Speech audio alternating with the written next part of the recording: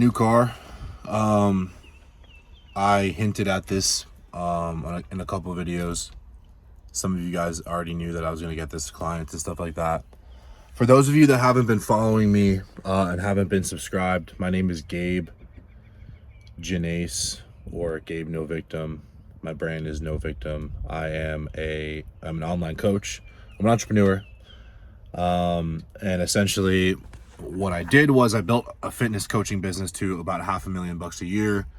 And then, to be completely honest, got tired of it and decided to help bodybuilders build their businesses instead, personal trainers, and fell in love with that, doubled down on that, and created a whole entire system called the organic funnel system, which utilizes Instagram and YouTube to get clients and help guys make 10 to 20, even $30,000 a month. I have a client, Evan, who literally just made over $30,000 this month. So congrats to him. Congrats to all my other clients. That's not what this video is about. This video is about not even really about the new car. Yes, I have a Lamborghini. I bought a Lamborghini, which is crazy to even say. It's crazy also where I am right now.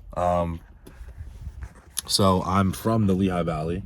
I'm actually in this little walkway area.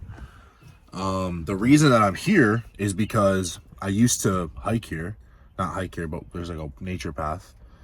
And I used to walk here and make YouTube videos 3 years ago. You can actually scroll all the way down. You can see me walking on this trail right over here, making videos and just preaching the wisdom that I had up until that point. Never speaking on anything that I didn't know, only ever talking about what I've known, and still to this day, only ever doing that. And that's allowed me to be very authentic, always speak from the truth.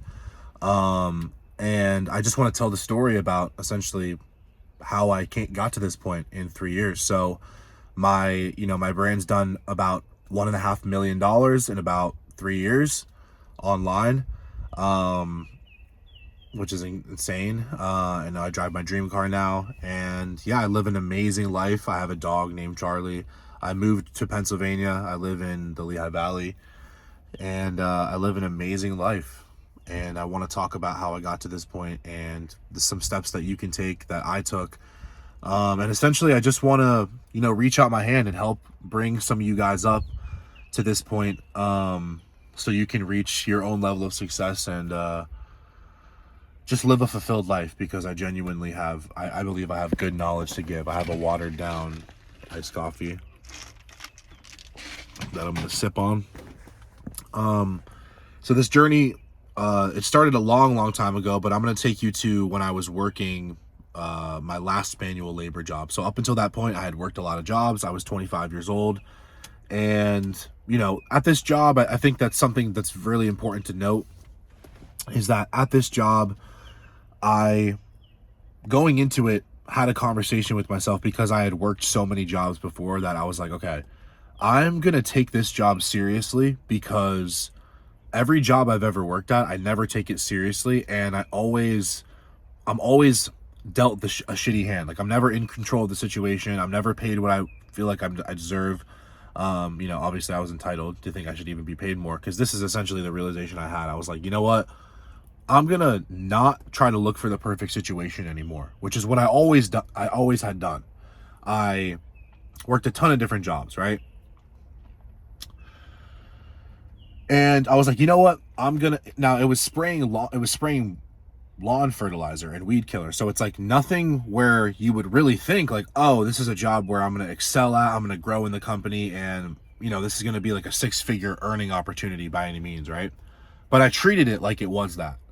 And every day I went to work, I showed up enthusiastically. I did my work. I always exceeded the expectations that, what my boss wanted. I worked for someone that was, honestly, I still respect to this day. And, he taught me a lot about just being a leader and work ethic. And honestly, I would say the best way he taught me those things is he always led by example. So this was a guy that I worked for that also worked with us. Like, he was in the trenches with us. When I say in the trenches, it's like we would spray. Like, if you look at like this area right here, right? These grassy areas, we would spray areas like this for weeds, right? And we would make sure that there was no dandelions. We would make sure that there was no like brown spots, and we would essentially make sure the grass looked good. Now, he would come over and he would help us finish these big areas. He was always in the field, and I always respected him for that because it showed that he had work ethic. But I would come to this area, and when I quit that job, right, I would come to this area when I quit that job, and I remember having a lot of time on my hands, and I remember not only having a lot of time on my hands, but I really felt like I was kind of just paving my own way because I left my job, right? And at the time I was doing Uber and Lyft, and I was doing the content thing on the side. So content wasn't like full time yet, but I was doing Uber and Lyft, and I would drive up to Philly. I would pick people up and I would drive them around. And we're talking, it's 2025. So we're only talking 2022, right? The 2022 is when I started my LLC. So it's like literally 3 years ago. Fucking crazy to think about. Holy shit. So I worked that job and I took it seriously, right? So I think that what had happened there was I was able to adopt the traits that I needed to be successful in anything, right? So like I stuck it out. I had work ethic. I applied myself. I went above and beyond. So when it was time to start my own business, I already had the skills that I needed to be successful. And I think that's really important to note because I wasn't like, oh, fuck this job. Like I'm just going to leave, like blah, blah, blah. I took the opportunity seriously. I was like, you know what? I'm going to leave, but I'm going to use this job as a tool. And I remember when I left, it wasn't like apparent all the things that I learned. It wasn't like right in that moment because it just felt shitty. It felt like, I just had no money, right? And I talked about this before, right? When you leave a job, you don't have the money anymore, but you have more time and energy. And I think that's really important to note is because when you have more time and energy, you can use that to make money. Like money is a result of energy. Money is a result of spending time wisely, right? You have to remember this when in the pursuit of building a business or the pursuit of financial success, because that is actually what creates. So like you don't just, when in entrepreneurship, you're not working by the hour. You're working for and getting paid for what is done, right? Closed deals, right? Finished product. So this is really important to note because you can't forget about the essentials. And I think that when it comes to business, when it comes to life, when it comes to fulfillment, there's these essential principles that you have to just accept. And that's just the way it is. Once you learn that, then it's just kind of like about time catching up. And that's really what I feel like my life is, right? Anyway, going back to when I left. I remember when I felt like I needed to leave this job because it wasn't like even like a giddy decision where I was like, oh, like I'm hyped to leave. I'm going to go all in on my business. I was like torn about the decision, and it wasn't an easy decision because I thought I was getting paid decent. Like I had an apartment. I had, a car that I was paying, I was financing my Toyota, and I had it pretty good. Like I had been through so much shit at that point that it was like, Gabe, like you have it good. You have your studio apartment. You have your fucking Toyota. Like just lock in and like just be happy with what you have. But I can never be just happy with just enough, of course. So I remembered the conversations that I had with myself, and it was moments like this, still moments, like, because I would spray these lawns, and then I would be like outside people's houses in the middle of the day, or outside some commercial space, churches sometimes, middle of the day, and it's just like still, no one's out, and I would just think.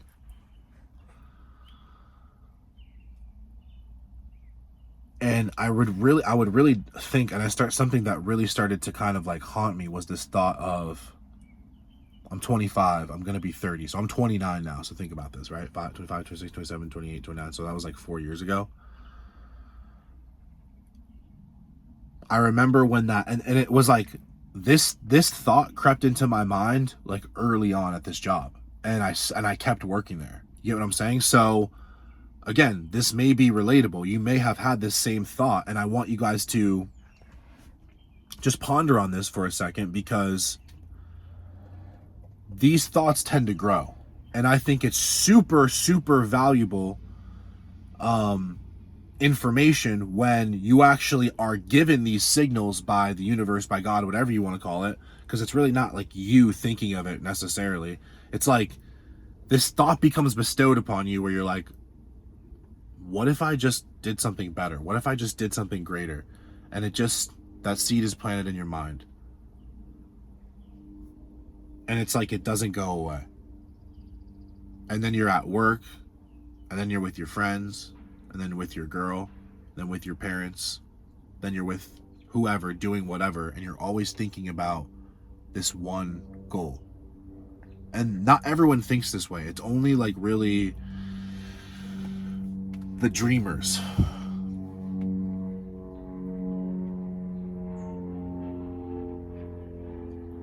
Because I've noticed that the only people that really think this way are the ones that I feel like it's almost like those thoughts are bestowed on the people that need to execute and carry them out. If that makes sense. That means we're all meant for something. That means that those thoughts and those feelings that you get, almost those spiritual inclinations that you feel where you're like, I should take this seriously. I should harness this. It's real. And I've always listened to that voice. I've always listened to that higher power guiding me. So I knew, and so keep in mind, right? I'm noting this. I know that this is happening, right? I know that there's this like spiritual event taking place. And it starts to transmute itself into physical, and I'll explain how. Because, and this is not really anything super crazy to even think about, right? So a lot of you guys that are like, well, I don't really believe in spirituality and blah, blah, blah. Well, how about this? And just the awareness that there are things going on that you can't see. I remember at this job, right? Now keep in mind, at this job, what I did was I would walk up and down like the grass, right? I would walk up and down the grass, and like, think about it. You have to spray every single part of the grass. So you're moving in like a line, right? You have to spray the outside. So you work like the outsides, and then you do it in lines. So I'm walking and I'm spraying with a spray gun. It's like a green spray gun attached to like a 300-foot hose. And it is running from a motor, pump, and a 600-gallon water tank on the back of a stake body F350, a Ford F350 stake body, which is like a wooden platform pickup truck with like a giant 600-gallon circular like cylindrol on its side gallon water tank. Right, so we would fill that up every morning before work, right? So the daily action of this job was spraying this weed killer, right? So I would walk up and down these, right, the yard, and I would have headphones in, of course, thank God. And I would spray this weed killer. So I did that honestly for 2 seasons. When I say seasons, we worked 9 months out of the year. So we were off during the colder months.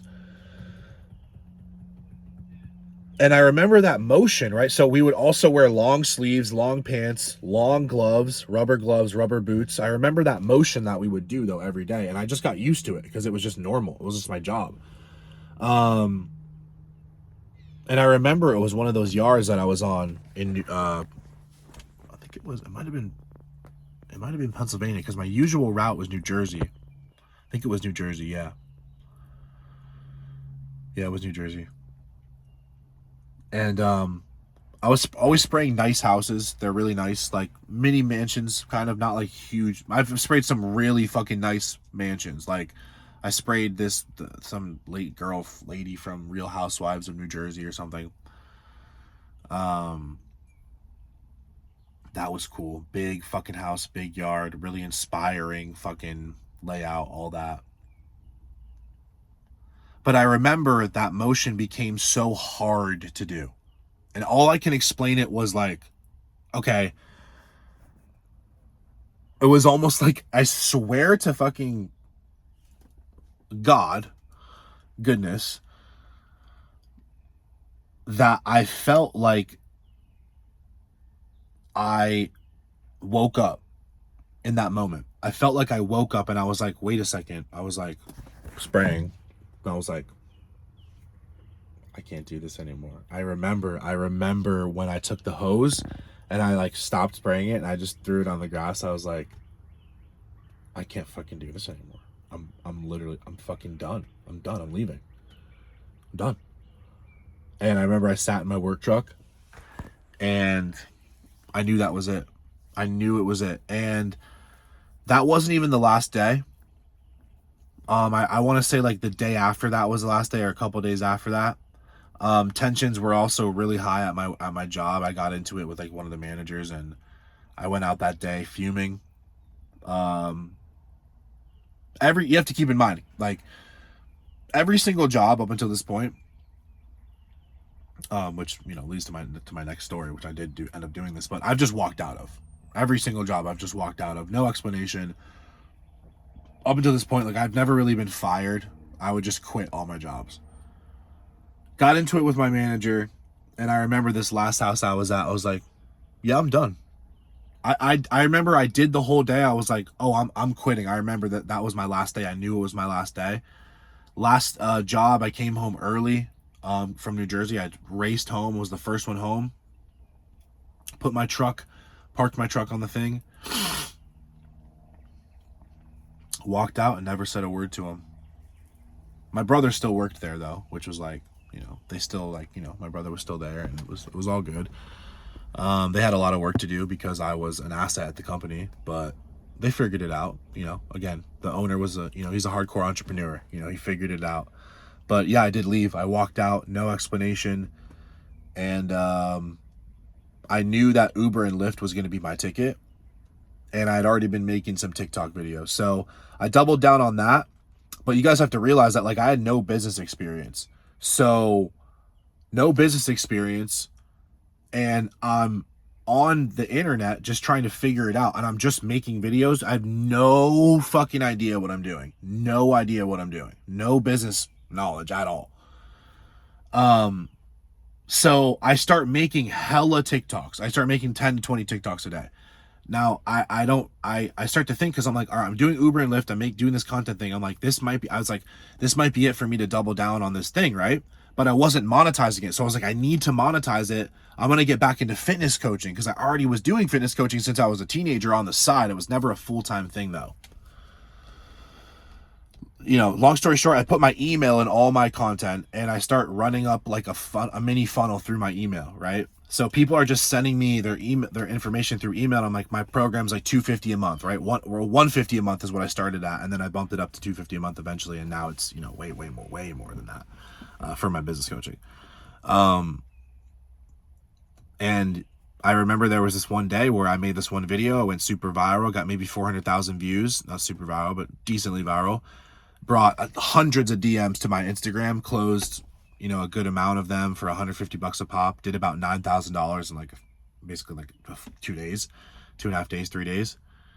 And that was it, man. I believed in online coaching forever. I believed in the online space forever. I knew that was my ticket. I knew that was a signal. I knew it was a clue.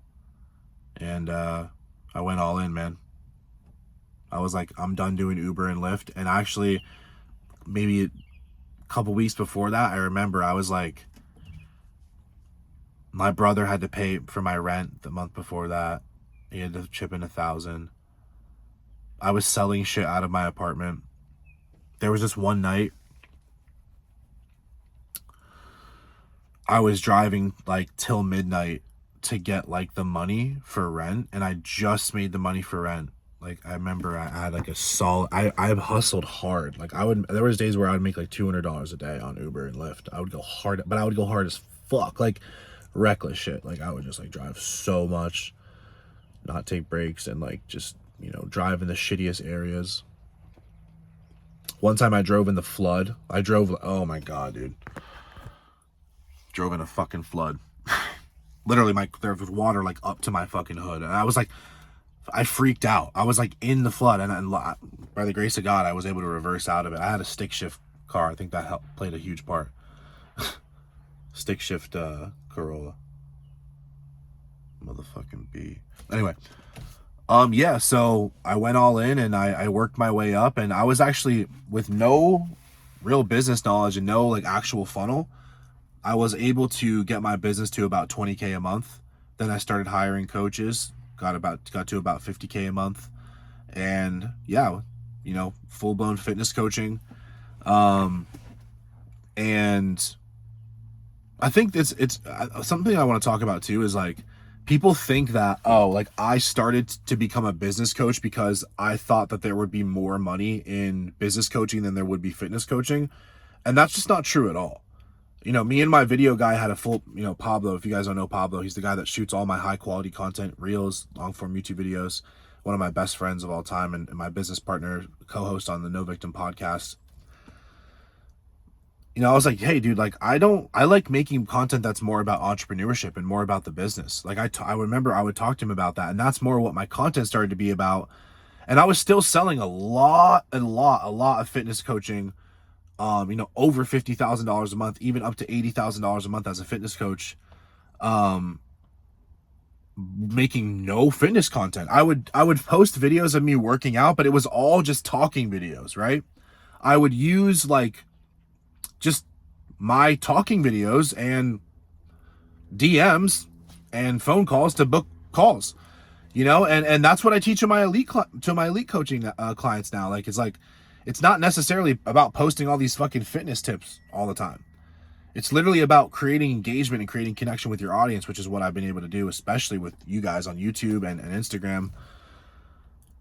But I was able to do over $500,000 in 2023 as a fitness coach. So when I transitioned to business coaching, I really had to double down on what I was giving to my clients, because you can't just tell people, you know, that, hey, I'm going to help you build your business and not have like really solid deliverables. So even the past year, the main goal and the main focus, primary focus, has been, how can I make this offer and how can I make my deliverables for my clients extremely fucking effective and extremely helpful, and just help them make more money. And it's been game changing. My client results have been insane. Like even today, I had a client, Zane, text me 13K in his second month.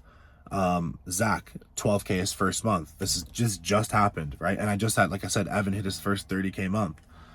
And now I have a thing where my elite clients, when they hit 10K a month, they get on the podcast with me. So anyway, guys, if you guys, by the way, if you want to work with me, you can DM me the word elite on Instagram. I don't work with everybody, but if you are interested in working with me one-on-one, I've gotten my clients insane results. Like obviously I fucking know what I'm doing. You can message me. I don't work with everyone, like I said, but we can have a conversation just to see if you're a good fit. With that being said, guys, I think it's most important to note that the mindset is actually what got me here. And it's that inner drive, and you can never lose it. You have to always hold on to that fire. You have to always hold on to that light inside of you, and you can't let anyone talk you out of it. You can't talk yourself out of it, which is really important for a lot of you guys that are just negative as fuck. Like you can't be your own worst enemy, bro. Like this life is too fucked up. Life is too hard. It's just, you got to be your biggest fan, your biggest advocate, your biggest cheerleader. And that's the only way you're going to be truly successful. It's the only fucking way, man. Like people ask me, they're like, I was just saying this to someone this morning, an old friend. He's like, dude, I find myself in this constant cycle and blah, blah, blah. I'm like, dude, why does everyone say this? And then I realized, I'm like, oh, I know why. It's that all of you guys that think that way and live like that are playing by these imaginary rules that society has set for you. I started to think about this logically. I started to think, how am I able to advance quicker? It's not that my circumstances are better. It's not that I've had better opportunities. It's not that I'm cooler, smarter, whatever. It's that I don't get hung up on these imaginary rules that other people make up for themselves. Why is this important? Because, like I said, this world's already fucked up enough. But that's not what holds people back. Everyone knows you are your own worst enemy. So what actually holds people back? What holds people back is that they beat themselves up because they play by these imaginary rules and they can't roll through to the next thing. They get hung up. One of the cornerstones of success, guys, is speed. It's imperfect action. I'm telling you, being fucking meticulous and fucking making sure every little thing is at first before starting is not what got me here. Nope, not what the fuck got me here. What got me here is moving so fast and actually breaking things so fast and so often and actually losing more than I've won and consistently losing more than I win. Weird. That's what's made me mildly fucking successful. Because that's what I always say. I always say mildly successful. Because I don't even consider myself mega successful yet. I don't consider myself at where I want to be. But I want you to remember this forever, for the rest of your fucking life.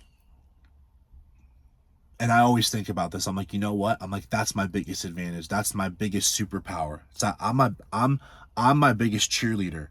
The self-talk that I have in my head, it's if you could be in my head for one day, you would know exactly why I'm at this point in my life and why I'm able to get this stuff done, because I literally don't beat myself up. Honestly, this is how I talk to myself. I'm just such a savage. I'm just a beast, bro. Like, all this shit happens and I just brush it off like that. Like, I can take it. I can take it all. Like, I can take anything, right? And I can work through it and I can figure it out and I can get to the next win. And I'm not scared of shit. The only thing I fear is God. That's it. And I trust him. And that's where I get my guidance. That's where I get my sense of direction. So how could I lose? That's it. That's the superpower. That's what they don't want you to know. That's what all these fucking guys don't want you to know. They try to make themselves look polished, but I'm the opposite. Right? I don't think that I'm fucking changing the game by saying that, but it's like, well, no one's fucking saying that. Right? No one's saying that. I've literally showed myself fucking smoking my bong on fucking camera. The reason I showed that, and even still, Pablo's like, do you want me to cut that out? I'm like, no, just fucking show it. Like, is it like related to business? Is it going to be like weird? Are some people going to unfollow me? Or some people going to not like, if I say this about women, if I say this about money, if I say this about whatever, right? Or is everyone going to like it? No. Great. I don't need everyone to like it. I need you to like it. And what I mean by you is those core individuals that I want to connect with, those core individuals that I want to build with, those core individuals that I want to engage with. You guys, I consider you guys my friends, genuinely. I've met some incredible people doing this. My clients, it's actually crazy. I was just thinking about this morning. I was like, dude, like, genuinely, my clients are people that I actually like a lot as people that I would hang out with, that I'm going to hang out with. By the way, for some of you clients watching, gonna hang out with soon. On the low, we'll keep it on the low. But with that being said, guys, you know how you can see how passionate I am about this. If you're a new follower, if you're a new subscriber, welcome. And I just want to leave you guys with this. No matter what's going to get you to this point, if I could just encapsulate the last 3 years, it's you get up every day, you keep moving forward, you have forward thinking, expect, just know and have the awareness, like keep it in your mind, like you're like, okay, I'm going to make progress today, not because I'm going to try to move perfectly, but because I'm going to mess up, because I'm going to break something, because something needs to be tested.